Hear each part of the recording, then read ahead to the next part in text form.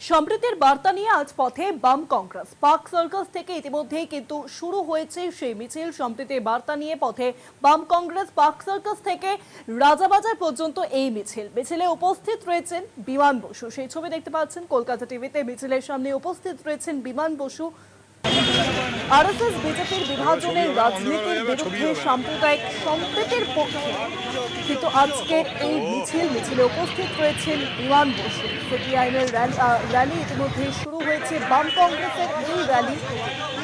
আরো বিস্তারিত জানাবেন এই বিষয়ে ফোন লাইনের সঙ্গে রয়েছেন প্রতিনিধি দেবাশিস সেনগুপ্ত। দেবাশিস দা, ইতিমধ্যেই বাম কংগ্রেসের মিছিল শুরু রয়েছেন এবং মিছিলের সামনেই রয়েছে, আমরা দেখতে পাচ্ছি বিমান বসু। সম্প্রীতির বার্তা দেওয়া হচ্ছে এই মিছিল থেকে। দেখো, 1992 সালে বাবরি মসজিদ, এই 6ই ডিসেম্বর বাবরি মসজিদ ধ্বংস হয়েছিল এবং তারপর থেকে প্রতি বছরই এই দিবসটি সাম্প্রতিক সম্প্রীতি রক্ষা দিবস পালন করে বামফ্রন্টের পক্ষ থেকে।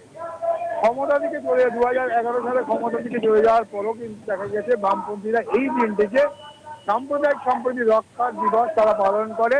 আর সেই মোতাবেক তারা প্রত্যেক বাড়ি কিন্তু মিছিল করে। এবারও মিছিল করেছে।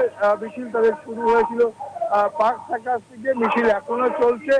এই মুহূর্তে মিছিল কিন্তু মৌলালী যুব কেন্দ্র ক্রস করেছে। সেই মিছিল আসবে রাজাবাজার পর্যন্ত। অপরদিকে রাজাবাজারে সেখানে কিন্তু সমাবেশ শুরু হয়ে গিয়েছে। মিছিলে রয়েছেন মোহাম্মদ সেলিম, রয়েছেন বিমান বসু, রয়েছেন বামফ্রন্টের নেতৃবৃন্দ। এছাড়া অনাদি সাউ থেকে শুরু করে ফৈয়াদ খান সহ বামফ্রন্টের নেতৃবৃন্দ সেই মিছিলে পা মিলিয়েছেন এবং মিছিলে সাম্প্রদায়িক সম্প্রীতি শুরু করে বিভিন্ন ধরনের বার্তা স্লোগান লেখা কিন্তু তাদের হাতে ফেস্টুন তারা কিন্তু নিয়ে বামপন্থী সমর্থকরা এগিয়ে আসছেন রাজাবাজারের দিকে এবং সেখানে সমাবেশ হবে।